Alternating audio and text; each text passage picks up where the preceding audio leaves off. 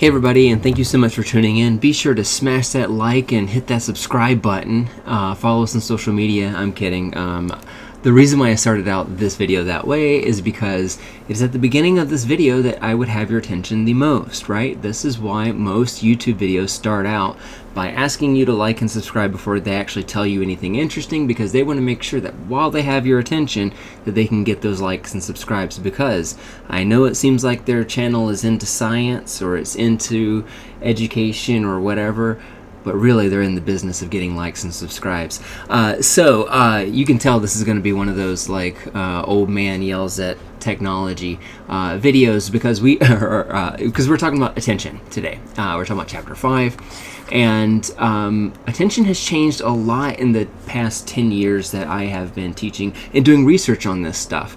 And so sometimes I am going to sound a little bit like an old man yelling at a cloud.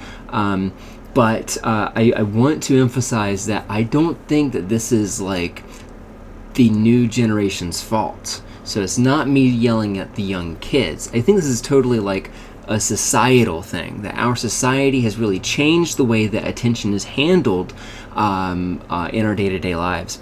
And in some really alarming ways, and in ways that I think are maybe preventable, that we can talk a little bit about. But it sounds like I'm lecturing already. Let's just get into it. So today what we're going to be talking about in this chapter, we're going to be talking about what attention is. We're going to talk about how it is measured, because depending on the kind of attention that you are talking about really depends on exactly how it is you are measuring that. It'll make more sense as we discuss it. We're going to be talking a lot about visual attention, so we'll talk a little bit about change blindness and the connections of attention and memory. We're going to talk a little bit about auditory attentional models as well, such as the cocktail party effect. We'll talk a little bit about what's going on in the brain when we are paying attention. And then finally, we're going to end by answering the question, how good are you really at multitasking? So let's get into it. I have a lot of videos here for you today because, if I was teaching this in the classroom, this is a really great unit to get hands-on and to be interactive. And so there are a lot of ways that you can kind of play around with attention through video form like this. We're going to be looking at this one together in just a moment. But these other ones, if you have the lecture slides, I would recommend check them out. They're pretty fun, and it's not just somebody talking at you. It'll be a little bit more interactive than that. So let's do our first demonstration of this here. I will let this video speak for itself. Actually, I will let it speak for itself now that I have unmuted it. This is an awareness test. How many times does the team in white pass the ball?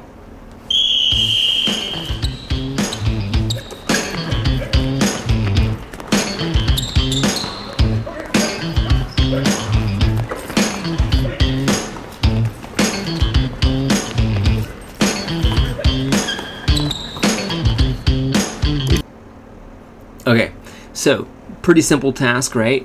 Or the instructions are simple is what I should say.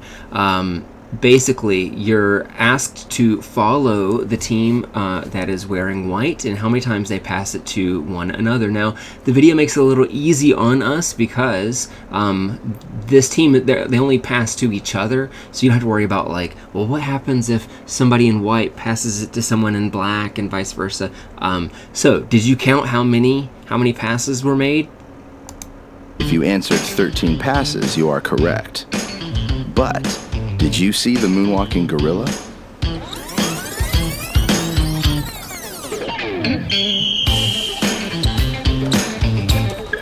So watch for this side of the screen.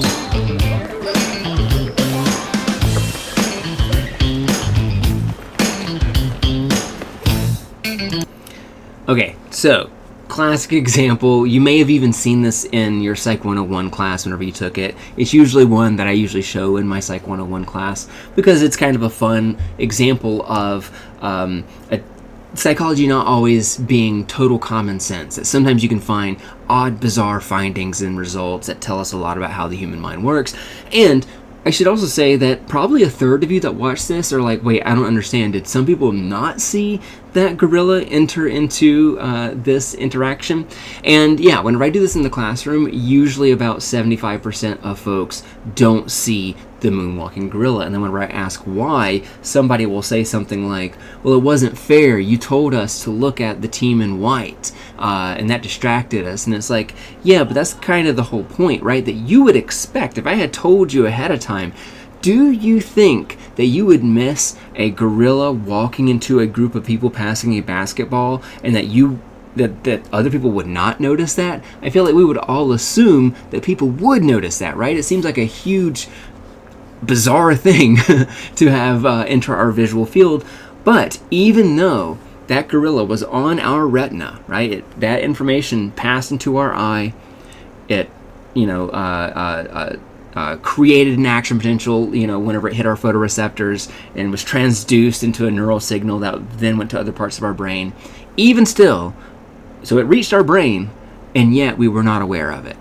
So why is that? That is the big question of this chapter today. Here, and the reason why I love this example in particular is because it is actually a replication from this study from 1998, I believe, that has the very funny title of the article called "Gorillas in Our Midst." And the reason why that's funny is because there was I want to say it was a book, or maybe it was a movie. It was called Gorillas in the Mist, M-I-S-T. And so they made it into midst, right? That's funny, right? That's funny. I'm not the only person that thinks that's funny, right? That's very clever.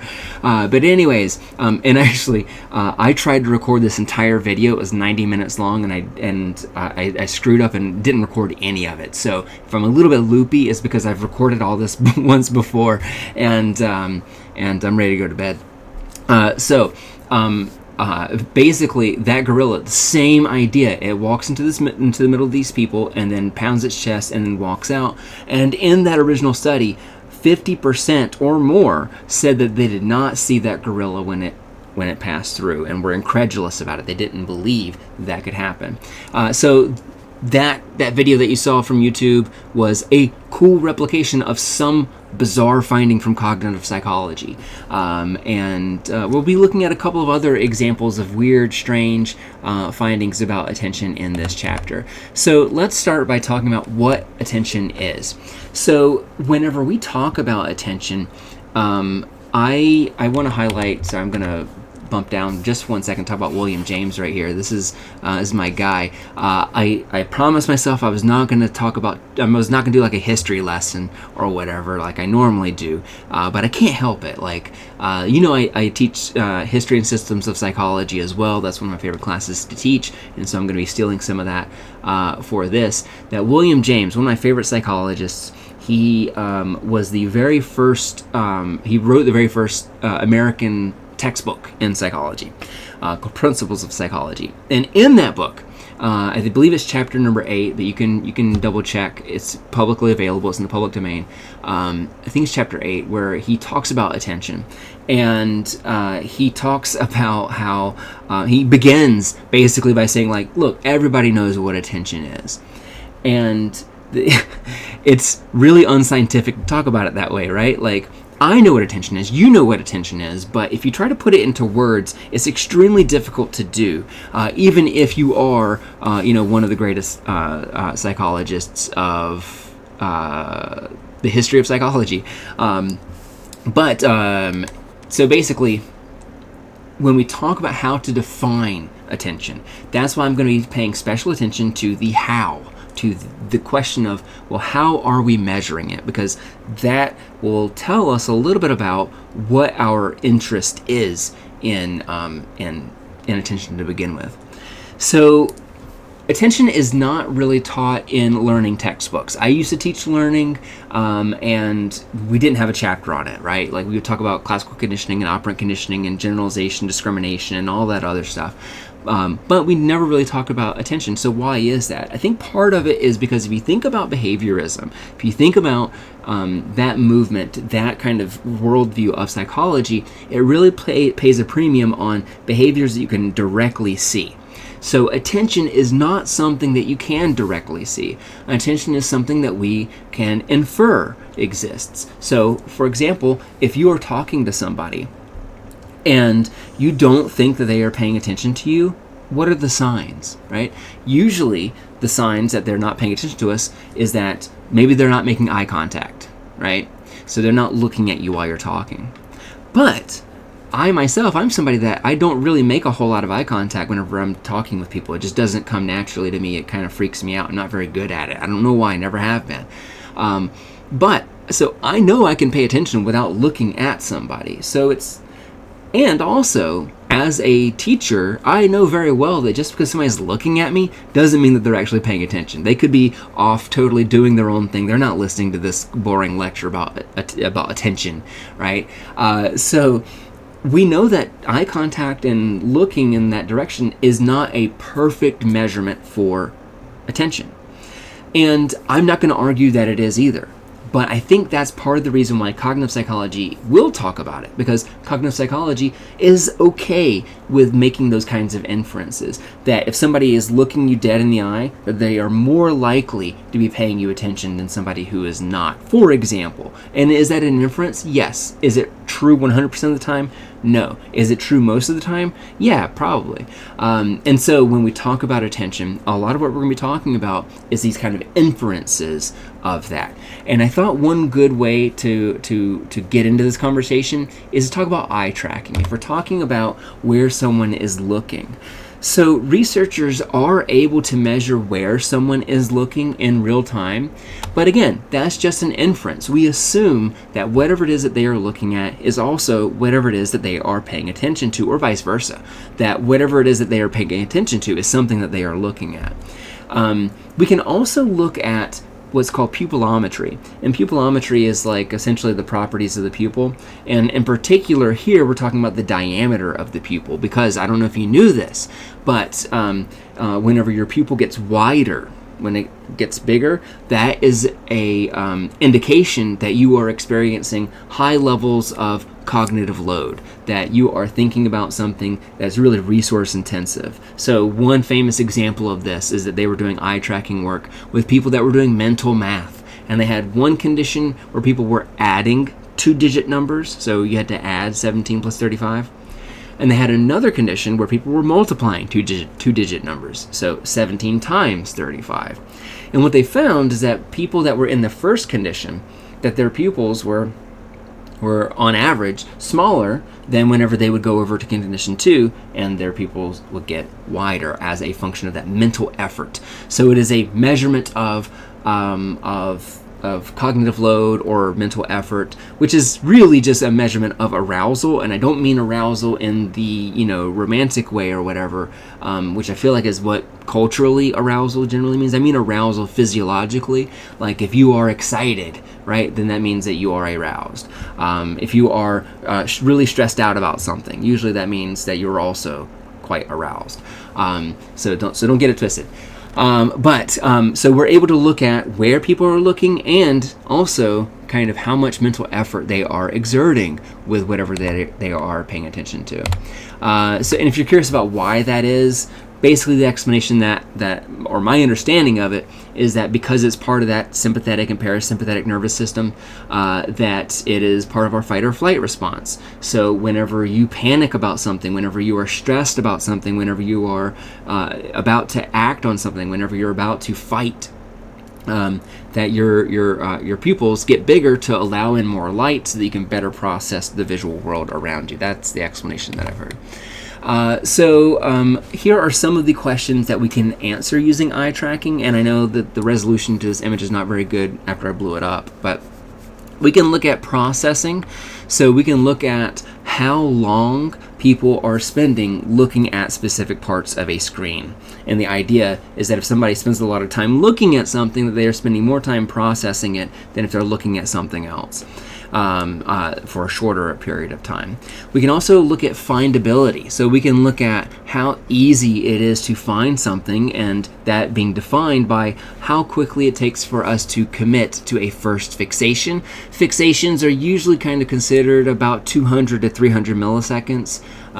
That if somebody spends 200 milliseconds on something, that means that they are fixating on it. And so if we're talking about Where's Waldo, for example, you might be scanning that, looking around, and I'm just measuring how long it takes for you to make that first fixation.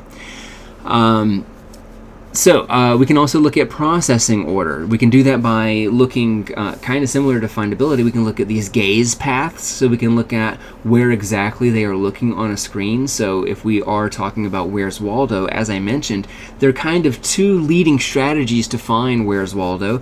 You can either start in the, if this is the screen or if this is the page, you're looking for that guy, you can either start here in the top left and then scan across almost like a book, and then kind of go down and then back over to the left and then down and then back over to the right like this.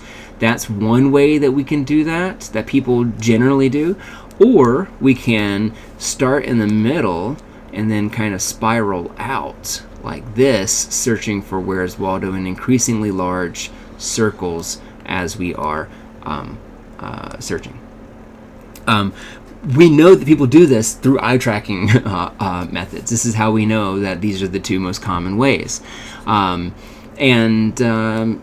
so that is another way that we can measure attention, is by looking at kind of strategies for attentional shifts. We can look at how easy something is to comprehend. We can do that by looking at how many times they repeat going back to a specific word or sentence. So if I'm talking about something that, like if I have like a paragraph and I'm tracking where someone's looking and they have to go back and look at something a couple of times, that must mean that it's not easy to comprehend, that it's not sticking with them in some way, that they can pay attention to it, but that they have to repeat that attention. And then finally, as I mentioned, we can look at pupil dilation to look at measurements of excitement and workload. This is a really fun experiment here where they were looking at eye tracking, and they and this is some really old school research as well. This was done in the 60s, so it wasn't with like the fancy technology that we have now, but rather through recording these videos of people's eyes and then kind of tracking where their eyes would be while they are doing these tasks. So basically, participants were given an image like this, and this is, so all these examples, all these results are for this image in particular, but they would do multiple oil paintings like this. And one condition is that people would get this, and sometimes they would be told, hey, we just want you to look at it. Just, nowhere in particular. And so what these scribbles are, what they represent, are their eyes as they move in real time. And so these areas right here where we see a lot of darkness, that means that their eyes spent a lot of time there. And if we look at where that corresponds on that screen, that's right there, and right there. So they're looking at essentially those three faces. And also, look, we also got some over there which correspond with those two faces as well. Now, whenever they were given the instruction to, hey, this time we're going to show you a painting, and we want you to tell us, is this family rich or poor? Can you do that for us? Let's look at where they look. So according to their eye tracking, they're looking at essentially this squad of people over here. I'm guessing maybe because if they're talking about the family, then they assume that maybe this is the help or something like that, and so I don't know, and so they're not really looking over in that way, and maybe this guy's a visitor. Whatever the reason, it seems like people are more looking over here. Let's look at give the ages of the people. So whenever that was the instruction, people looked over here, and we can see that they looked at this face, they looked at this face, they looked at these faces, and then they looked at those faces. So it looks very similar to what we have up here, right? When people are just looking at it for free examination, which means that whenever people are looking for the ages of individuals, they're not looking at posture really, right? So they're not really even looking at their bodies, but they are looking at their faces for clues. And that just in general, when we don't have any instructions, we're also just looking at the faces too. As humans, we just like looking at faces, which is honestly part of the reason why TikTok exploded in popularity, is because almost all those videos start out forward-facing or front-facing cameras. You're seeing people's faces immediately, and we as humans love looking at other humans' faces, just like chimpanzees love looking at pictures of other chimpanzees, which is part of our biology, I guess. We can't help but pay attention to our conspecific faces. Let's see, and then finally, I'll do this last one right here. So surmise what the family had been doing before this unexpected visitor. And so here, looks like we got some, like looking right here in the middle. We also got a lot of like looking over in this direction, probably like looking at the table. We also got some action over here, like looking over at this door. So the reason why I find this really interesting is that historically, and again, this is not a history lesson, but whenever behaviorism really took off, it was because scientists weren't really happy with introspection, which is asking people about their own mental processes. So if I were to ask you, hey, can you give me the age estimations on all these people here? You could probably do that. And then if I asked you, well, how did you do that? Then you might try to explain to me how you do it. Because I can't see that mental process, there's a lot of skepticism that we should have for those explanations. And that's why in cognitive psychology, we typically don't really listen to people's explanations for their own cognitive processes. We just assume that people are unreliable at that metacognition. But this eye tracking kind of allows us to better understand those processes, that we can figure out like where people are looking whenever without asking them, whenever we ask them about ages, or if we are asking about, to try to estimate wealth or something like that. We can see what parts of a scene they look at without asking them to explain what they did themselves. Here is an example of people using eye tracking for user experience or user UI, user, I can't remember the name of it, but whenever you're trying to get your piece of technology or software to be highly accessible and usable, user interfacing, I don't know, but it's UX, I know that's the abbreviation that a lot of people use for user experience. But people will use eye tracking to look at websites to see where people are looking. So in this case, they're looking at a Google search result, and you can see that a lot of people are looking at the top, which is exactly what you would expect, because that's, the top of the page. These days it's mostly like AI stuff that are, scraped from the most, common sites. But I thought this was also really interesting that a lot of people are over here looking at this stuff over here on the right, when we all know that this stuff on the right is basically just advertisements and sponsored links, stuff that is usually not really all that relevant to you. Seems like we still have a lot of people looking over here, and we can detect that by the redder this graph is, this heat map is, the more attention, or the longer their eyes, I should say, spend over there. This is a famous example of a bad website. So back in 2011, back whenever universal health care was, that was like the Affordable Care Act was kind of going through its rollout process. The website was notoriously hard to navigate, and so they did research on it to try to figure out, well, what about it is it that it's so hard to navigate? And so here, this is the gaze path. So they're looking at where people are looking in real time, and most people, whenever they open up the website, would look at this guy's hairline for some reason. And then they start looking at the bolded terms. So you can see that then their attention moves down here to something off screen. But then it looks over at June, the word June. Then it moves over to the word rejected. Then it goes down here for some reason. Then it moves up here to the title of the website. Ideally, that would be the first thing they look at, probably, right? And then it moves down. But you get the idea that their attention was all over the place. And so it would be much easier if people looked at the center and then that's where the information they needed was, or if it was in like an easy list or something like that. But you can see that that's not happening here. We can measure how easy and accessible something is by using eye tracking. Here again, you can kind of see looking at a website, what kind of information are people paying attention to. So this person who opened it up, when they started to read this, you can see that they read kind of the first sentence or two, and they kind of move down to look at the next paragraph, right? And so they are totally ignoring all of this information. More than half the paragraph they're not even paying attention to. And I think that's something that we kind of have to be realistic about. Like I mentioned at the very beginning of the semester that, like, hey, maybe classes should just be 15 minutes. And it's because before the explosion of social media, so even before social media kind of destroyed everyone's attention spans, the length of time that was like commonly believed to be like you can spend this amount of time at peak attention is about 15 minutes. And after that, it needs to dip down a little bit. You need to let your mind wander. You need to kind of regroup a little bit, think about things to yourself maybe, and then kind of get back into it. But 15 minutes seems to be about the stretch. But that's all really changed now that expectations for how we consume media and how we consume information is very, very different than it was 10 years ago. Now we are so bombarded with information that we have no choice but to try to find ways to pay attention to just the important things and then move on and ignore the rest, right? Because if you had to watch every single TikTok video that was in front of you with all the text and all the audio that was going on and all the comments and all the notifications that you're getting on your phone and all the emails, that would be a full day. Like, that would take your entire day to do that, right? You would constantly be looking at stuff. You'd constantly be digesting stuff.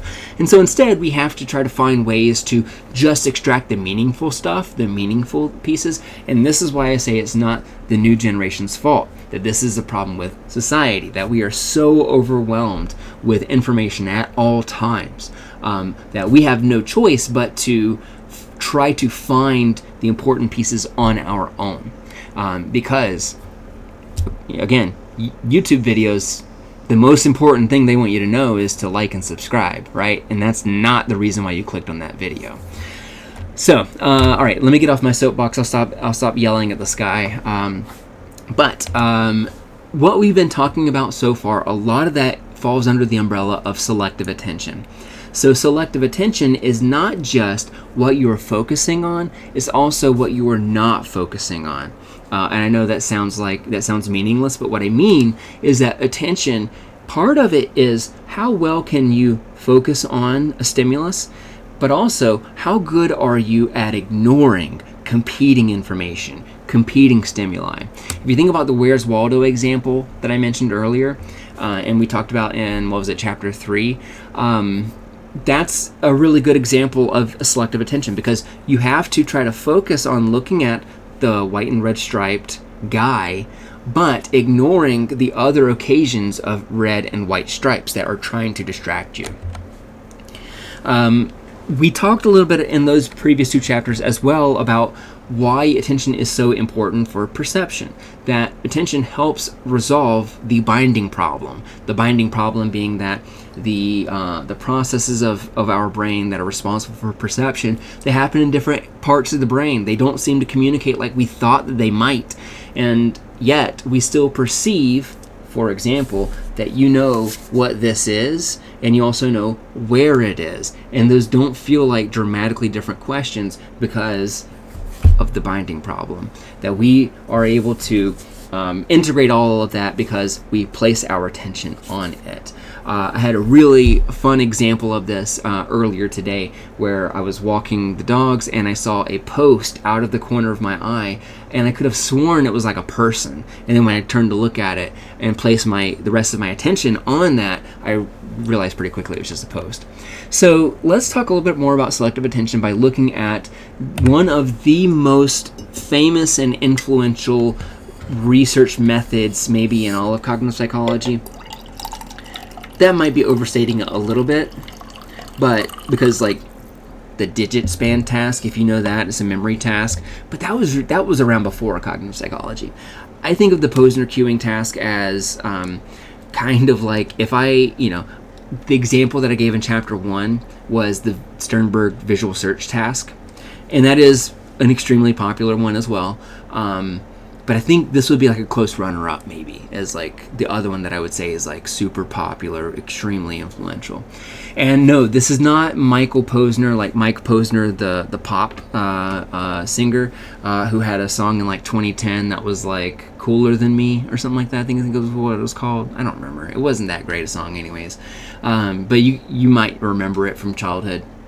But not the same guy.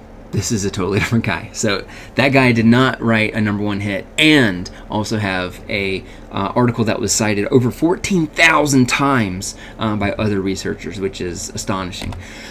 So this task is relatively, on the surface of it, extremely simple and straightforward. All you have to do is tell me left or tell me right.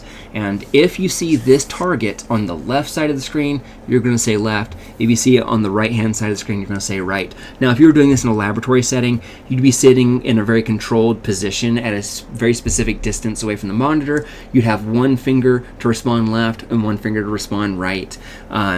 And your job is basically to ignore everything else. Just tell me about where that star is, left or right. And as always, we are going to be measuring accuracy, but because this is such an easy task to do, what we're really interested in is reaction time. That's going to be more informative to us about the cognitive processes and how they work for attention. So let's take a look at this. This is a fixation cue, as I mentioned in a previous chapter. So this is where we would want your attention to be before the task begins. So here we go. Okay, so really straightforward. I'm going to rewind it so we can walk through what happened. We saw the fixation cue. We saw this distractor. We saw a shape pop up on this side of the screen. And then after it was gone, we saw the target. So we would respond left. And if we did that, that means that we completed a congruent trial. Back in their days, they called this expected trial, but now we call it congruent. So what is a congruent trial? It basically means that the distractor and the target were on the same side of the screen.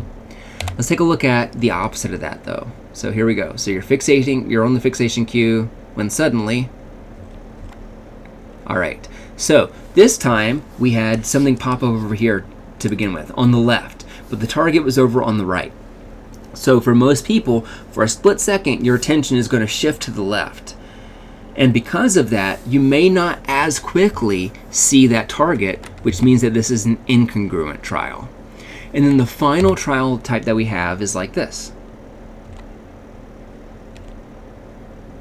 All right, and in that case, we didn't have a distractor on either side, and so this would be like looking at a control condition, essentially, like looking at how quickly it takes for someone to respond left or right. So one more example, now you tell me what kind of trial this is. Here we go. All right, so this one was an incongruent trial because in this moment your attention shifted over here, and the target was ultimately over here. Now what Posner and his colleagues found was, to break this down a little bit, what we're looking at over here is the incongruent trials, the neutral control condition here, and then the congruent trials over here, and then we are looking at reaction time, so how quickly they are able to respond. The higher the values over here, the longer it takes to respond. And so what they found is that whenever we are comparing to baseline, right, so when we're comparing to no distractors whatsoever, that whenever the distractor is on the opposite side of the screen, that it takes longer for people to respond, and when it is on the same side of the screen, that people are faster at responding. And this is probably what you would have expected too, right? Just walking through that task, you can kind of feel those effects happening. And again, this is not a huge difference in terms of like looking at congruent, which is like, what is this? This would be about 240 milliseconds maybe. And up here, this is like maybe 310 milliseconds. So we're talking about the advantage of about 70 milliseconds, which doesn't seem like all that much on the surface. But remember, like, our thought processes move extremely fast. And so any kind of reliable, consistent difference like this is meaningful to us.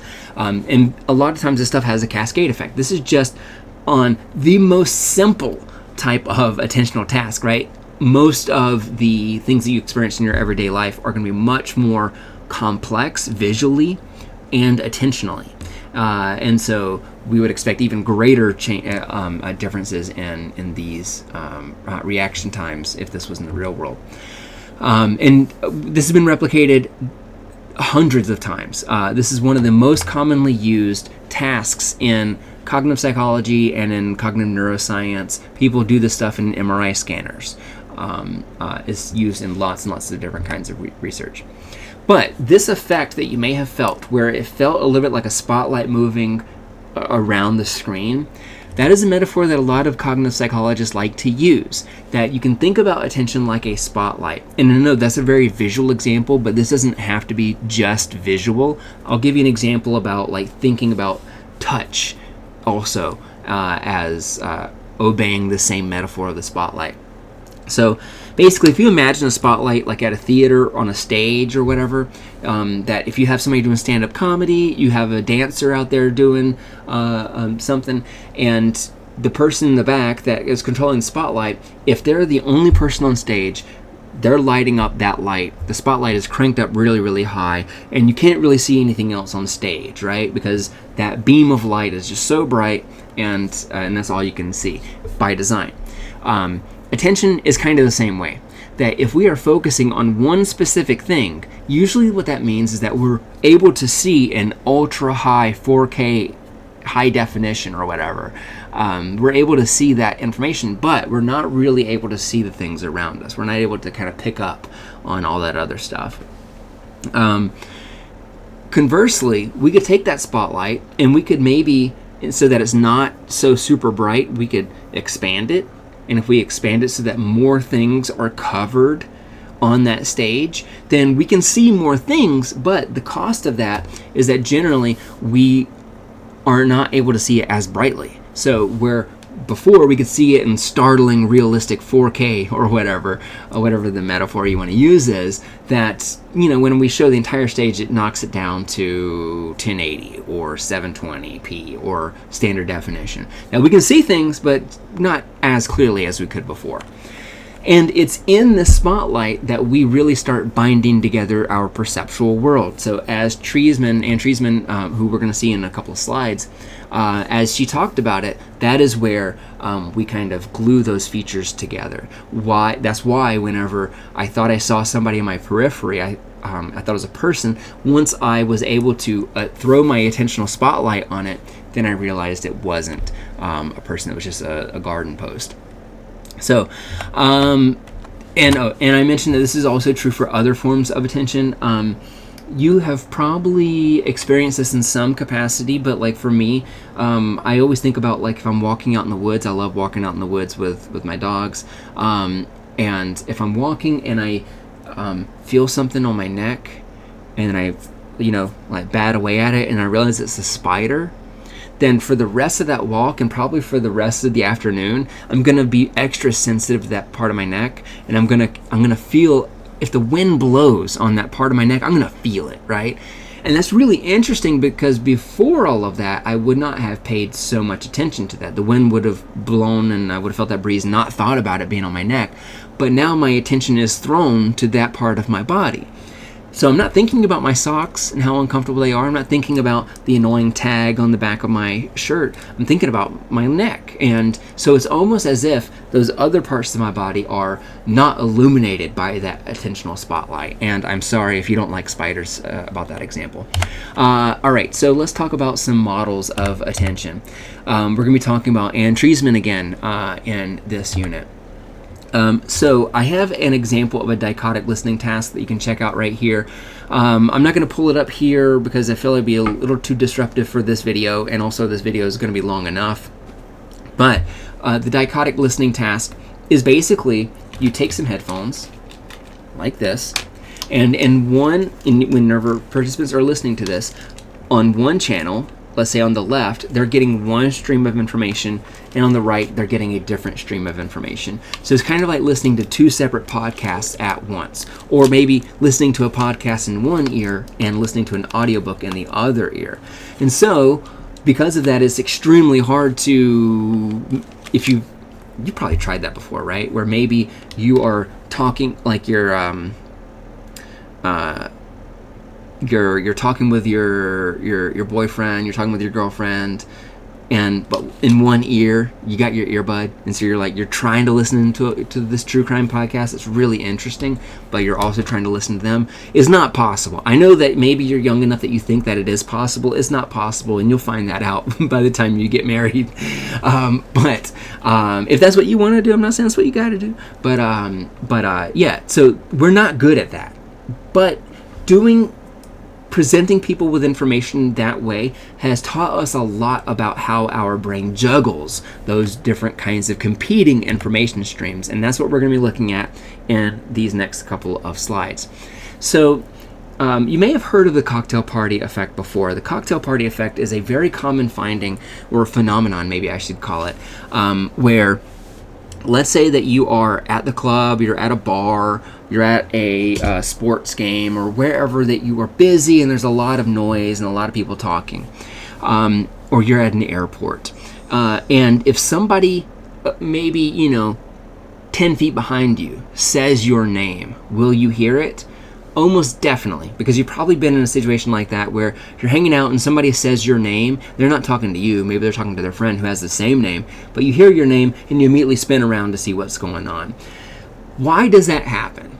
Now, you might say, well, it's because it's our name and our name is important to us. And I would say, yes, I agree. But how is it that you didn't hear anything that person said until they said your name, and then once they said your name, it was almost as if they unlocked your attention and stole it, right? Like that they grabbed your attention, they grabbed that attentional spotlight immediately whenever they said your name. But before that, you would not have been able to notice anything they said. So what's going on there cognitively? That is the question that these next couple of slides are going to try to unpack. So this, again, called the cocktail party effect. You maybe experience this like in an airport where you're walking and you think you hear your name, or you think you hear the flight, the town that you're flying to. So if I'm trying to fly to Boston or whatever, and I hear over the intercom it sounds like Boston, I didn't hear anything until I heard Boston, and I'm like, wait a second, what'd they say? Right? If you've had that before, that is the cocktail party effect. And so it's where our attention automatically shifts based on when we hear something that is meaningful to us. So there's a couple of different explanations for this. The early explanation that didn't do a very good job of talking about the cocktail party effect was Broadbent. And Broadbent's filter theory, sometimes called the bottleneck theory, this is extremely early in cognitive psychology. I'm talking this is the late 50s that Broadbent put this together. And he explained that attention works like this based on his research. That we hear things, that goes into our input, then we have a sensory buffer. So basically saying there's somewhere in the brain where we are going to be detecting this, that it's going to be interacting with our brain. And then from there's going to be somewhere else. Don't know if it's in a different part of the brain, could be in the same part of the brain, but there's going to be something else that filters that information so that only the important things, based on their sounds, maybe, or how loud they are, only the important things are going to then make it to the rest of the brain, into short-term memory, where we can think about it, where we can ponder it, where we can examine it, we're conscious, in our conscious. So that is Broadbent's theory about how attention works. And I guess maybe the important thing here is that just like whenever George Miller talked about the magical number 7 plus or minus 2, which we talked about in chapter 1, that basically Broadbent is saying that attention does have a capacity, that it's finite, that it's not unlimited, that it doesn't matter how much you practice and how much you train and how good you are at attention, that there's a limit to it, that there is some capacity that we can't exceed. And that is also, he's actually right about that. That there is a limitation to our attention. There isn't, at least as far as I know, no one who pays attention to every single thing 100% of the time always. It's just not possible for our brains to do. Why? Because of physical characteristics of our brain, that there must be some networks that can only handle so much information, and so some of that information that's incoming doesn't make it to the other later stages of the brain. That's Broadbent's view. And basically, I'm not going to say that he was totally right, but he was right about a lot of that. He was right about that attention does have a capacity, and that there might be some architectural constraint that our brain has when it comes to attention as well. So, as a response to that, Anne Treisman, who is, as I mentioned, she's the GOAT, or was the GOAT, I should say. And this will be the last time I talk about her, I promise, for the next several chapters. I'll mention her again in chapter 12, but I think for the next bit, she's not going to come up. But she was like, I don't know. I don't think that the Broadbent model solves the problem of the cocktail party effect, that it doesn't really seem to explain exactly how that works, because the person that said your name, they could have said that really quietly. And if that's the case, then it might not be the physical characteristic, but it might be some other characteristic that we're focused on. So basically her model is a little bit different here, that most of the stuff is the same, except this part of the brain that is going to be quote-unquote filtering things out isn't really filtering stuff out. What it's doing is instead of a bottleneck, imagine a mixing board. So you're imagining like different like little sliders like you see here, where it's going to turn up the volume on some things and turn down the volume on others. And this, according to Treisman, is essentially how attention works. So the person who 10 feet behind you said your name but not very loud, they were kind of on this mixing board attenuated pretty quietly, so we wouldn't have been able to hear them. We had the volume turned down. It wasn't filtered out completely, but it was turned down. But once we heard something that was meaningful to us, then we're able to turn that up. We're able to throw our attentional spotlight on that and try to focus on it. So you don't even have to turn around. But all of a sudden now it feels like your ears are picking up that conversation where it wasn't before. And that's because there are parts of our brain that are going to do this. Now, what parts, like this, I would say this is a good time to talk about the medial geniculate nucleus. Shout out to those of you that have taken sensation and perception. You better remember the medial geniculate nucleus. I'm just kidding. If you don't remember it, that's okay. But this is part of the thalamus, and we've already talked about the thalamus this semester as like that sensory gateway. So maybe that analogy of like a gateway or a bouncer that's keeping some information out and letting some in, maybe as Treisman explains, maybe we shouldn't think about it that way. Maybe we should think about it like a mixing board, where we have different levels of volume that we're able to kind of turn up and down throughout the day, depending on what's relevant to us.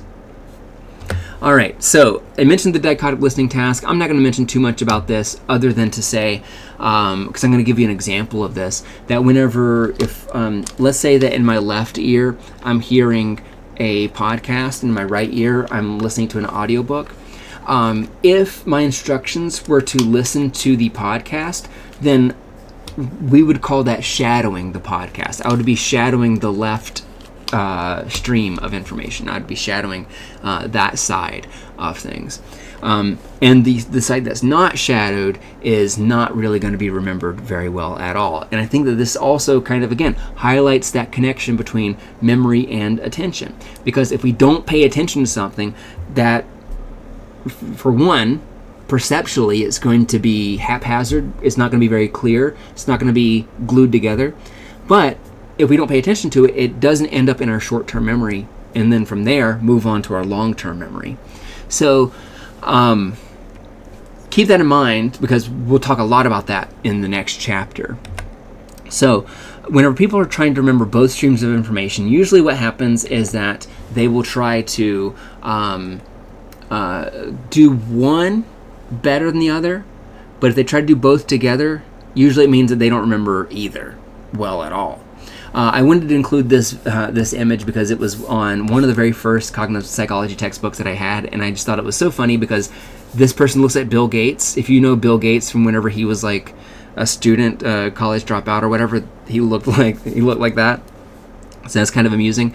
But also, can you imagine doing research on a reel-to-reel magnetic tape deck like this? So like, now these days, if I want you to hear something, you can just press a button and it'll play a sound. But back then they had radio, like magnetized tape. They have to like load up and have two of them going reel to reel at the same time in order to have to pull this off. So research is so much easier than it used to be, luckily. So here's another, maybe a better looking visual example of that. So to give you an example of what Treisman meant whenever she was talking about meaningful properties of information and how we generally will turn up or turn down our surroundings based on how meaningful that information is around us, you can imagine that we have something like this, where your left ear, you're going to hear this stream of information, and over here you're going to have information for your right ear. So on your right ear, you're hearing 10, 20, pizza, 40. And on the left hand, you're hearing, at the same time, we, 8, 30, rolls. In this case, what happens is pretty curious. Sometimes people will be able to appropriately shadow this, and they can tell you that, oh yeah, what I heard was 10, 20, pizza, 40. But a lot of people will get this wrong. And what they'll do is they'll do 10, 20, then they'll pop over for 30 and 40. And so this is kind of another example of the cocktail party effect in action, where instead of it being like this kind of like applied real world, example of somebody saying your name, that what we're doing is we're listening to the context of that sentence. In this case, we think that they're counting by tens. And over in this case, we ate 30 rolls. We're describing something that we ate.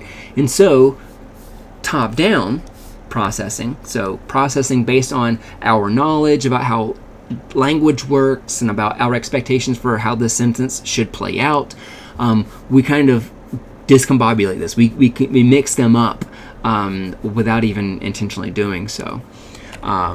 There. So the things that we attend to depend on the context of it, which can be driven by top-down strategies. All right. Anything else I want to mention here? Nope. Okay. Let's talk about higher order attention now. So far we've been talking a lot about selective attention and just like the ability to focus on some things and not pay attention to other things. Now we're going to be talking about attention more broadly. That we're going to be talking about what a lot of people will call executive functioning, which has lots and lots of different kinds of processes that create executive functioning. We're going to have like 9 separate processes that kind of make up this larger process of attention. All right, sorry, I was dangling that mug in front of my face, not taking a sip, and I was about to put it down without taking a sip, but I needed to pull that trigger. Okay, so when I mentioned this link with memory and attention. This is going to come up a lot next chapter when we talk about Baddeley and Hitch. So don't feel like you need to memorize this stuff just now, but I want to preface it a little bit. That one of the most influential models of short-term memory, essentially, that still persists today, is this model, this conceptualization of working memory. That essentially that your short-term memory has 3 components to it. 2 of them are storage areas. One for hearing, which is called the phonological loop, and then one for visual information, which is called the visual spatial sketchpad. And then we have this third module, this third unit, that's called the central executive. And the central executive is kind of like, as it sounds, it's like the big boss. It is the CEO that is telling all these other areas what we should be paying attention to. So the reason why I wanted to bring that up is because here already, what we're looking at is this model showing how attention is really informing what it is that we are trying to remember. And that attention is working that way. And it's quote unquote choosing, which is very mentalistic, maybe I'm anthropomorphizing our memory more than I should. And if you want to think about it that way, or like a CEO, that's great. Maybe one of my favorite metaphors for this, and I didn't write about this in the textbook, and maybe I should have. Maybe I should go back and rewrite a piece of it. One of my favorite metaphors for thinking about attention like this is, I think his name's Brian Postle. I know his last name's Postle, P-O-S-T-L. E. But his kind of conceptualization of working memory and short-term memory has attention taking on this role like a switchboard operator. So if you think about like way back in ye olden days, whenever people would pick up the phone, they would say like, "Yes, operator, can you get me 9292?" Or whatever. And then the operator on the other side of that line would be like, "Yep, you got it." And they would like pull out some plugs and put it into the right part of the switchboard so they could make that connection. Basically, his argument is that attention is very much the same way, that attention is the operator that has the switchboard that kind of tells us what we should be kind of paying attention to. So it's not necessarily that the operator is choosing what to pay attention to, but that the operator is getting some commands, that our attention is getting some commands, and then from there it's going to try to make those connections and plug in so that we can connect with those streams of information. So I just wanted to share that with you in case maybe that helps you conceptualize this a little bit differently.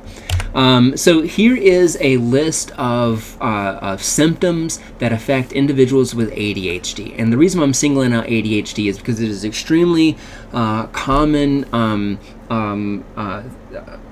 kind of case of neurodiversity among us, where you probably know people that have ADHD. Maybe you have it yourself if you're not familiar with it, which you are familiar with it. It stands for Attention Deficit Hyperactivity Disorder, and essentially people that have ADHD have issues with attention. So what kind of issues with attention? Well, it's not that easy. Because not everybody's the same. That some folks that have ADHD are going to have deficits in some areas or impairments in some areas and not have it in other areas at all. And that's what you're looking at right here in the symptoms. I'll come back to the neural networks in just a little bit, but I want to look at these symptoms first. So this first cluster right here, check these out. So if you have ADHD, you might have issues sustaining attention. So your ability to pick something to pay attention to and to keep it there. That could be one issue. Another issue is an inability to finish. So an inability to like finish something you're paying attention to. And then finally, an avoidance for sustaining that attention. So these three things, they all sound kind of similar, right? Because they're all about sustaining attention, but you can see how they're slightly different. And the reason why I wanted to mention this is because it shows us just how robust attention actually is. There are a lot of things that attention is responsible for. So attention is basically helps us kind of focus in on one specific thing and to keep our focus there. It helps us finish a task. It helps us finish problems. It helps us finish, puzzles or tasks that we need to get done. And it ensures that we don't avoid those types of things. So let's look at the next cluster now. So problems with the orienting system. So here what we have is, in this spot right here, these two right here. So people that have ADHD are distracted by stimuli, so they can be distracted by the environment. They can appear not to be listening. So outwardly, they don't appear to be listening, or that they have a failure to pay close attention. And I want to point out that I would say that close attention here is different than sustaining attention, because close attention would be like not just paying attention to something for a long period of time, but paying deep attention to it for maybe shorter periods of time, but deeper. Distracted stimuli. So how easily are we distracted by stimuli in our environment? Does not appear to listen. So at least outwardly, it does not look like they are attending to something. And then finally, that inability to kind of have that deep focus of attention. And then finally, for the executive system, we have three more. And these all are very close to like response inhibition. So managing it. So these are how attention manages your ability to control your responses. So people that have ADHD might blurt out answers, or they might interrupt in the middle of a sentence, or they might not be able to wait and just have to act on certain things. So these are all examples of symptoms of attention, right? Which means that and again, if you have ADHD, it doesn't mean that you have all of these things, right? You might only have 3 of them or whatever, and that's just how your mind works. It's nothing value judgments placed there. Sometimes I feel like people have these weird, kind of strange value judgments that, like, somebody who's really good at paying attention is also very disciplined. But those are actually two different things. You can be extremely conscientious but have issues with attention. I don't know why, just for some reason people conflate those things. Anyways, each of those symptoms are also have their own kind of corresponding connections with different parts of the brain. And so one misconceptualization about ADHD, sometimes people think that it's the brain being overloaded. And so because it's overloaded, there's so much activation that they can't focus on one thing because their attention is everywhere. That's actually not what's going on. Usually what happens is that there are certain areas that show less activation than you might expect. So, for example, somebody who blurts out answers, that they are generally going to have less activation in their ACC, their anterior cingulate cortex. Somebody that isn't paying deep attention, it's usually because they have hypoactivation in the thalamus, so they have less activation than you might expect. And so sometimes whenever people are studying this stuff, they get a little surprised at first because they would imagine that it means that there's unnecessary activation, but usually what it means and what medications that target this stuff intend to do is to increase activation in those areas. So this is a really complex issue, though, because finding these areas and isolating them is really, really tricky, because attention is not just one specific thing, as we just saw. Attention is a lot of different parts of our behavior. It's a lot of different individual processes that really kind of work together. It's response inhibition. It's our ability to not interrupt. It's our ability to sustain attention. It's our ability to not pick up distracting information from around us. So, like William James said, we all know what attention is, but getting a little bit more specific is tricky. And this presents problems for neuroimaging because there are so many cognitive processes whenever you're looking at attention in an MRI scanner or something like that, an fMRI scanner, I should say. It can be hard to know, like, well, is this area also helping with attention or is it unrelated? Let's see. The last thing I want to mention here, actually, let me back up before I move on. That sometimes it really depends on what it is that we are paying attention to. So if what we are paying attention to is audio-based, you are going to have activation in your auditory cortex, in your A1, in your temporal lobe. If you are paying attention to something visually, you're going to have more activation in your visual cortex, in your V1, your primary visual area. And so it depends on what it is that we are focusing on. If you're focusing on words, the area responsible for word detection, the lingual gyrus, that's going to be activated. I'm going to revisit this article real quick. We've already talked about it 3 chapters already now. This will be the last one that we talk about it all semester, I believe. It might show up at the very, very end of the semester in the final chapter, but I'm not sure yet. Because I haven't finished that part of the slides. So the reason why I want to bring this up is that, and why attention can be difficult to study using neuroimaging, is that if you think about the O. Craven article where you have some people that have a face presented and then a house on top of it, that based on your instructions, that changes what areas are activated. So, for example, if I asked you to pay attention to the face, that is going to show an increase in the fusiform face area, the fusiform gyrus. If I ask you to focus on the house, that is going to increase the activation of your perihippocampal place area. But I don't think we would say that the fusiform face area is responsible for attention to faces, or the perihippocampal place area is responsible for attention to houses either. And so this is an example of how, like, attention changes what areas in the brain are active, and that might be one way that we can see, that we conceptualize attention, is that attention isn't one area of the brain, it's what areas are active. Okay. All right. So before we talk about multitasking, I want to talk a little bit more about some neuroscience data from this realm. Let's talk about visual neglect. So people can have brain damage to specific areas of their brain, which render them unable to pay attention to certain things. And so in this example I'm going to give you, they were looking at people's abilities to focus on global perceptual features versus local perceptual features. Again, this is something that we talk about in sensation and perception if you took that class, so this will be a little bit of a review. Global features would be like if you were looking at this headset and you were like, all right, I know the overall shape of that. It's a set of headphones, right? It's black. It looks like some standard over-the-ear headphones. That's the global perceptual features of this.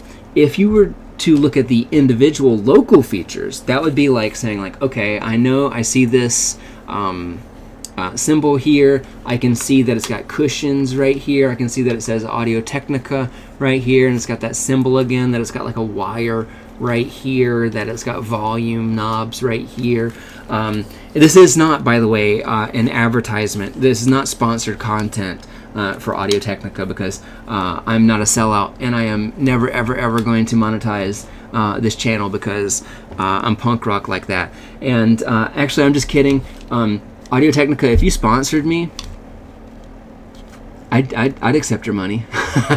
If you could throw in some studio grade headphones just like this, or some monitors, yeah, I will change my sensation perception class to have a chapter just about your headphones.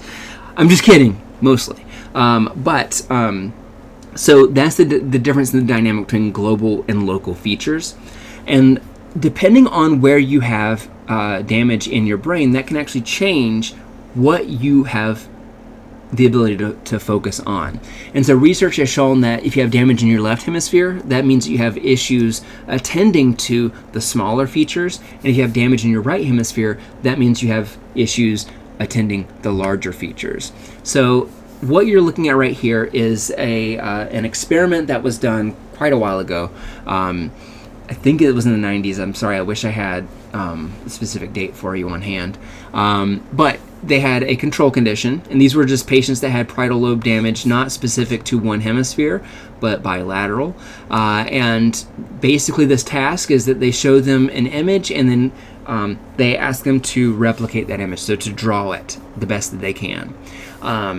So it's not memory related. They don't take the image away. It's right there next to them. So they're able to like look at it and draw, and look at it and draw back and forth. And they can take their time. So this is a control, basically the control participant right here. Patients in group B, they had parietal lobe damage in the right hemisphere, which, as a reminder, meant that they can't see the big picture. And so if we look over here, that is kind of what we see. We see that they got a lot of the attention to detail of this image, but they didn't get the overall shape. And just the opposite for the folks that had damage in the left hemisphere, that they can see the big picture but can't see the individual pieces of it. Now if we look over here, this image right here is a triangle made up of rectangles. The people that had left hemisphere damage only got the local features. They only got the small part, and didn't get the overall shape. And then the folks that had left hemisphere damage didn't get the little pieces, but did get the overall big shape. And then we see the exact same thing with this M made of Z's, that the folks with damage in the right hemisphere would write a bunch of Z's, but totally miss out on the M of this, and vice versa for that other group. You sometimes see this with people that have unilateral neglect syndrome, which happens sometimes after people have strokes and such, where if you have damage in your right parietal lobe, it might mean that you're unable to kind of attend to things in your left visual field, because remember, left visual field is kind of perceived by the right side of your hemisphere, and your right visual field is perceived by the left part of your hemisphere. And basically this person was asked to do the same thing, to draw a clock, and that they started with 12, so they're on the right track. 1, 2, 3, 4, 5, 6, 7, 8, 9, and they just didn't see anything over here. Now, I find this really interesting, right? Because you can see, like, they know that 12 is up here at the top, and they know that 6 is down here at the bottom. And so they almost like try to squeeze in these numbers, because it's almost like they know that they're on the clock somewhere, and just kind of got lost with it. All right, so let's talk a little bit about multitasking now. This is going to finish up our chapter here, and basically I'm going to tell you about how bad we are at multitasking. I am somebody who, I used to think that I was good at multitasking. I used to prefer to multitask, and I usually don't anymore, which is part of the reason why I am so slow to respond to emails at times, is because I don't like to respond to emails whenever I'm watching a movie. I don't like to respond to emails when I'm having a conversation with somebody. I don't like to answer emails or texts whenever I'm recording this with you. So I don't try to multitask anymore because I realized multitasking was making me hate my job, if I'm being honest with you. And it started making me dislike my hobbies too. So whenever you're multitasking, as we saw with the dichotic listening task, where you have two streams of information going on together, that we're only really good at following one of those at a time. And at any time we introduce more than one, we're introducing inaccuracy, but we're also going to be introducing slower reaction times. So not only are we less accurate, but we're also slower at doing those things than we would have been if we held off into them one after the other. And I was mostly joking about how multitasking was causing me to dislike my job, but what I found is that, like, for example, if I'm trying to grade some papers while I have TV going on in the background, I'm not enjoying whatever it is that's on TV, and I'm not really enjoying the grading that I'm doing either, right? Because, like, I'm not able to really get into the grades and really appreciate the writing maybe of, or enjoy the progress that this student has made, in the time that I've worked with them. But I'm also not getting, if it's a comedy that's on TV, I'm not finding it as funny as I would have been. I'm not finding it as scary or as action-packed as I would have been if I was paying my full attention there. And so it took me several years to realize that, like, I get a lot more out of both of these things if I do them separately. And so now, if I'm going to be grading papers, I'm going to hold off that movie for the very end as like a reward, and I enjoy it even more at the end there. So, again, I know it sounds like I'm just like an old man yelling at clouds or whatever. But the reason why I mention this is because I felt like nobody kind of told me that whenever I was in college. I think there was such an incentive to hustle and to try to do everything all at once that, hey, if you're going to be running errands, you should also be driving for Uber or driving for Lyft or whatever, or doing some DoorDash stuff on the side. And I found that what happens is that, like, yeah, that can keep your head above water, which is sometimes all you can do in terms of, like, economic stuff, but, like, in terms of, like, hobbies and stuff like that, it's not a way to do it. I don't know. I feel like you just don't get that rich, deep experience that you might otherwise. Which is probably why, like, your pastor would be mad at you if you were texting in church, right? Because you're not fully giving yourself over to church, nor are you fully giving yourself over to that conversation you have with the text either. All right, so let's talk about an example here. This is like a fun experiment that demonstrates this. So there are two tasks that they have participants do here. The first task is to look at these digits and to add them up and verify if they equal the third or if they do not. So let's say that the numbers were 1, 7, and 8. If that were the case, then you would say that the answer to this is yes, because 1 plus 7 is equal to 8. The second task is then to report what the product of 1 and 8 are, so the first and third number. So multiply 1 and 8, and we would say that is 8. Again, if we were to do this task again, and we were to do like 3, 7, 11, we would say no, and we'd say 33. Does that make sense? So basically that's what these individuals were doing. So for this, the answer would be yes and 21. What about for this one? The answer for this one would be 11. Whoops. Got it wrong. My bad. I mentioned that I had already recorded this, right? So I'm a little bit loopy. So this would be no and 50, right? Because 5 plus 6 is not equal to 10, and 5 times 10 is equal to 50. Now, compare those results to if you just did one task at a time. So for the next one, just determine if the first two digits add up to the third, and do it as fast as you can. You would say yes. And then if you were to do task number 2, what is the product of the first and third digits? Then you could do that also equally fast, 63. And so What these researchers found is that whenever they had individuals do, and that's what you're looking at here is verify addition, this was task 1, and generate multiplication, that was task 2. And then the gray is basically just doing it single task, and turquoise is doing it dual task. What they basically found is that like they had some people do this, basically all the task 1s in a row, doing all those, and then doing task 2 back to back to back to back, versus doing them both together. And what they found is that whenever people broke this up and did it one at a time, that on average it took people about 800 milliseconds to verify the addition. It took them about a full second to do the multiplication, but it took them almost twice as much, twice as long to do it whenever they were doing both at once. And so this basically would be like this added on top of this, right? So like versus if you were doing one and then the other, you would add these two on top of each other, and you can see that this multitasking makes it take longer for us to do those things. And another one of those things that I learned by experience, because when I used to grade papers, I would go through and I would or not grade papers, but grade exams, I would mark them and then count them and then multiply by the number, of however much it was worth, and then write up the answer and then move on to the next exam. But what I found is that it's way faster for me to do all the markings first and then go through and then count them all and then put up a number and then go through all those numbers and then just multiply by whatever, however many points each question was worth.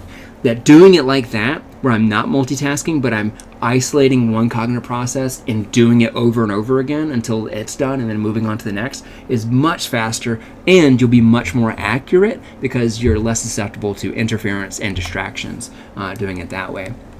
But even still, you still might be saying but wait a second, there are some things that you're good at multitasking, and I'm not going to refute that. There probably are some things that you can multitask on, and good for you. I hope you're so proud of yourself. But usually this is because you have become an expert in some domain, and that those processes are now kind of automatic to you.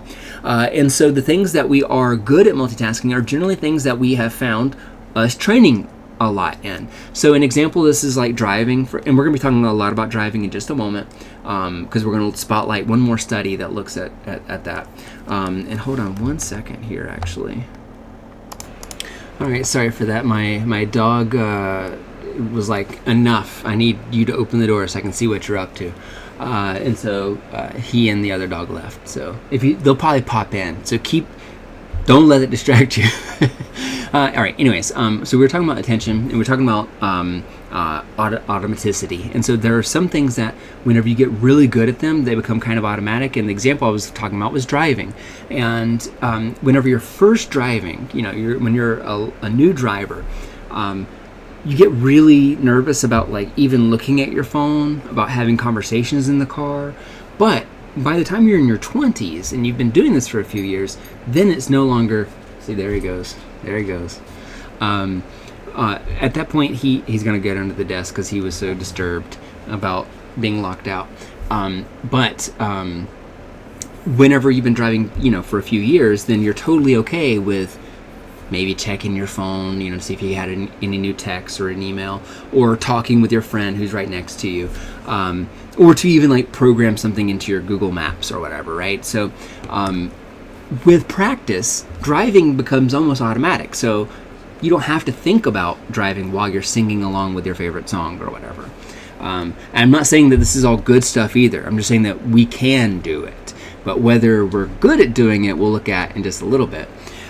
So the advice here that I have, I want to mention an argument that I had with my wife as we were watching one of those reality TV show competitions. I want to say it was The Voice, so it shows how old or how long ago this was. But she made the point that if you are a singer, you should sing with your instrument on stage because it makes you more passionate, it makes you more emotional. And I immediately, the cognitive psychologist in my head was like, wait a second, I don't think that's actually true. And in fact, I think that doing two things at once is actually worse for you. It actually makes you decrease at both of those things. And we kind of, you know, got back and forth about it. She still does not believe me. So I did not win that argument. I did not persuade her on this. But even though she's a scientist as well, and she should listen to data. So you would think, I don't know. She's gonna watch this, and my ass is gonna be in trouble. But basically, so think about any kind of singer who plays an instrument. Maybe it's Taylor Swift, maybe it is John Legend, or whoever. But those individuals, whenever John Legend goes into the studio to record his piano part or to sing, he's not going to do them both at once. Whenever you see him in the studio singing, he's going to be standing up at a microphone. There's not going to be any distractions around him. It's going to be in a total distraction-free environment, and he's going to be singing. When he goes to record the piano, he's not also going to be singing when he's recording his part. He's just going to record his part and do it as best as he can. And that's true. That's been true for decades and decades and decades of music being recorded. That those individuals, that they don't do both at once, usually, unless it's like a live album or something like that. But they know they can get the best performance not doing that. All right, let's talk a little bit about the Stroop effect. We can look at how this is measured in the laboratory. I think this is a really fascinating example. So your job here, all you need to do is just say what the color of the word is, not what the word actually says, but what the color of it is. So we would say black, green, red. Actually, I'll do this as fast as you can. So pause it, do that as fast as you can for this column, and then as fast as you can for that column. And I'm going to do the same thing in just a second. So I'll let you pause it. All right, so let's see if I can beat your time. Black, green, red, blue, yellow, green, blue, black, red, yellow. Okay, stumbled a little bit at the end there. Now if I try to do it over here, yellow, red, green, yellow, blue, red, black, green, red, blue. I definitely had like a hiccup there. I got stuck on one of those. So why is it that column B is so much harder than column A? It's because of something called the Stroop effect. Now the Stroop effect has been around for a very long time, since the 30s actually, so it's not specific to cognitive psychology, but cognitive psychology gives us an explanation for why it works.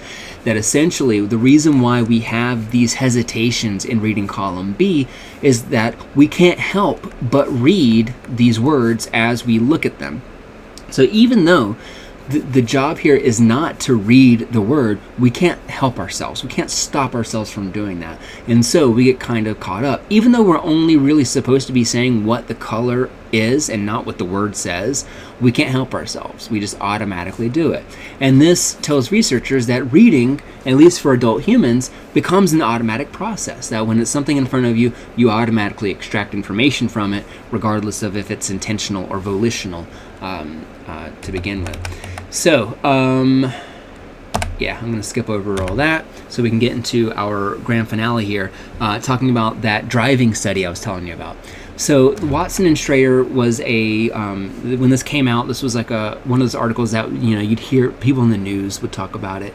It's very rare for people in the news to talk about scientific research, you know, like this. And so that just shows that kind of like how it was kind of, you know, something that would come up and people would talk about on late night talk shows or whatever. In the study, basically these researchers who were based in Utah, I believe, they had a driving simulator. And in this driving simulator, the goal of it, the task of it, is that you're driving and you should follow the car in front of you. But it's going to slam on brakes without warning, so keep an eye on that. So basically you're following, but you need to hit the brakes on occasion. And then they also had a memory task, and the memory task is called the OSPAN task. And the OSPAN task, which stands for Operational Span Task, basically they were given a list of words or letters, asked to remember those words, and then also were given math problems to do. So this is what that would look like. So they would hear the word B, or the letter B. Then they would be asked, is 24 divided by 3 equal to 7? And they would say, no, right? Because it should be 8. The next letter is P. Is 4 times 8 24? No. That's correct. The next letter is F. Is 4 plus 12 divided by 4 equal to 3? Let me see. 16 by 4. No, that is correct. The next letter is M. Is 2 plus 1 plus 5 times 2 equal to 13? Yes, that is correct. The next letter to remember is G. And then you have to recall those letters in order. And I couldn't, I remember the first one was B. Maybe there was like a G and a P. Let me check. So it starts out B, P, F, M, G. I would have flunked that. I would have done really bad at that. But that is the O-span task. That is what they were doing. So they had to do that while they were driving in this driving simulator. And so the question these researchers had was, does driving negatively affect performance on that memory task? And does memory in that performance task, or performance in that memory task, interrupt our ability to drive? So here are the results, and I'm going to unpack this a little bit. So let's just focus over here on the left-hand side for just a moment.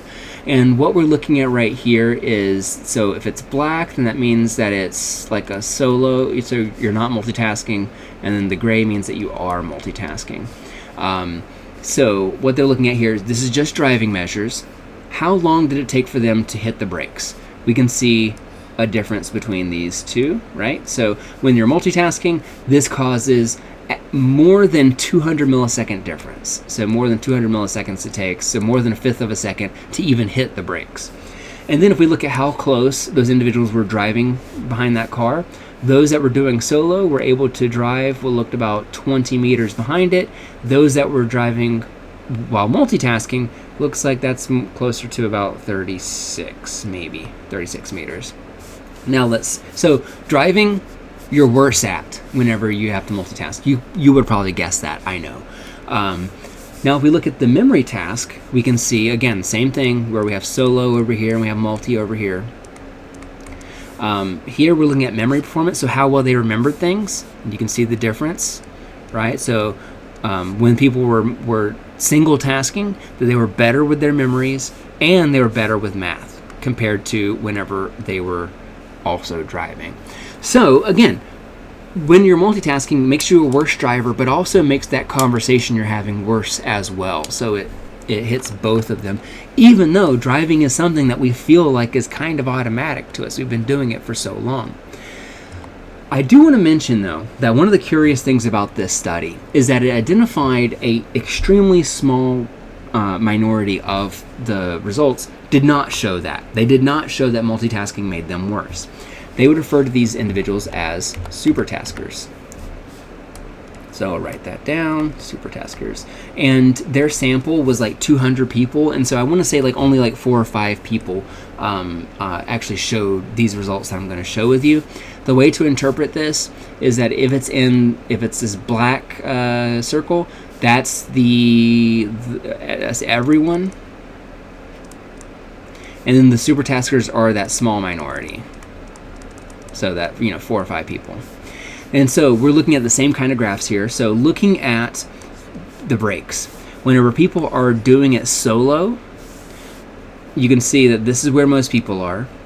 And then when they're doing the dual tasking, they're multitasking, you can see, like we would have expected, an increase, that it slows them down. And the same thing for the following distance as well.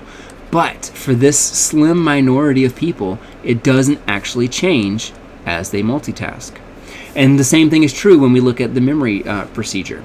That for the memory folks, for most folks, that memory goes down when we multitask, and so does math. So math also goes down. But again, not for these supertaskers, who in some case may have even gotten a smidge better on these on the memory and math portion of this, which is really interesting. Now, this is like 2 to 3% of the population, and if you are like, yeah, but that's me, I'm a multitasker, fine, maybe you are, but that means that you're in a really small, slim minority of the population, and that seems to apply mostly for driving and for doing this stuff. So I guess maybe if you're driving and listening to this video, then that works, but I don't know if I would trust my multitasking in other domains. And I also want to say that One other common finding in research for multitasking is that the people who think that they are good at multitasking are generally the people that are worse at multitasking. And the people who, just the opposite, who think that they are bad at multitasking are usually the people who are really good at multitasking. And part of the explanation for this is that people who say that they're bad at multitasking are maybe just really aware of how much of an impairment multitasking causes compared to single tasking. And that people who are really confident in their ability to multitask, the reason why they're worse at it is maybe because they don't realize how much of an impairment it causes themselves whenever they multitask. The last thing that I want to mention very briefly here is just to kind of sum all this stuff up by saying that, like, right now in human society, not just specifically American society, but like it seems to be in most global society, that there is a lot of competition for our attention. And I'm reminded of Netflix. Whenever Netflix was going into streaming and getting really good at streaming, I can't think of when the timeline for this would have been. Maybe 2012 or so. Somebody asked the CEO, "Do you see yourself as a competitor for HBO?" And the CEO laughed and said, "No, we see our main competitor as sleep."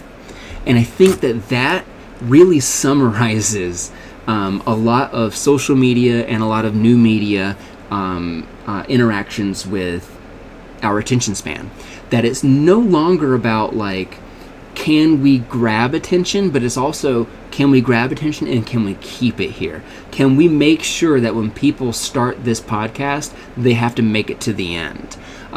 Because we're not competing with other podcasts. We're competing with sleep now. We're competing with people's well-being and how much can they pack into their lives, even if that means that now you feel the urge to watch movies at double speed or to listen to podcasts or audiobooks at double speed. It gives us the impression that we're retaining that information. It gives us the impression that we're digesting it and we're internalizing it.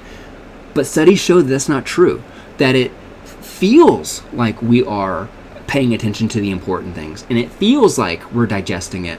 But what it shows is that we're engaging with it on such a shallow level that we're not really paying it attention. We're not really internalizing those things. I'll leave you with one last thing, and I should have incorporated this again into the textbook into the slide series. But there was a study that showed how close someone's phone is can predict how well they do on an exam. And what they found is, and this was like during some standardized testing, like for an SAT type test, what they found is that whenever somebody's phone was on the table, they did the worst. So they're not allowed to use their phone or whatever, But the point is, if it's on their table, they did the worst. That, just the mere presence of that phone being there distracted them enough so that it compromised their results on that exam. Performance was also not great whenever it was in their pocket or when it was in their book bag next to them. That even still, participants seemed to have some of their attention split while they were thinking about their phone. Again, they're not even checking their phone. They are just aware of their phone, and that causes them to pay attention because they're probably thinking about what they're missing out on. They're probably thinking about, oh man, I probably got some texts, or I probably have some notifications. I wonder what people are saying online about X, Y, and Z. And performance on that exam was best, actually, whenever participants were asked to leave their phones in their car before they even came into the building. And I'm not saying that everyone should do that, because obviously I have my phone here too. So I know the reality of the situation is that we have to generally have our phones around to do business of everyday life now. But I hope that the point remains that even just having it around us means that it is occupying some of our attention. And hopefully that this video shows you that multitasking and spreading your attention thin like that is not always a good thing, and in fact is more bad than it is good. So thank you for tuning in. If you have any questions, feel free to drop a line in the comment, or if you are Audio Technica and you want to sponsor my channel, then hit that like and subscribe button. I will see you later. Bye, everybody.